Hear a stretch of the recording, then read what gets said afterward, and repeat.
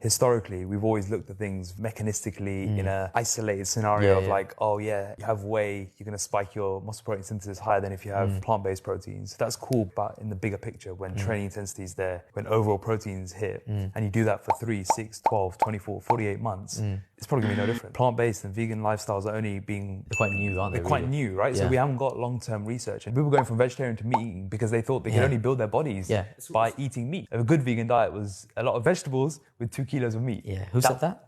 We don't need to name names, right? When we published your case study, the big joke was he built all his body on muscle and he's maintained it on plants.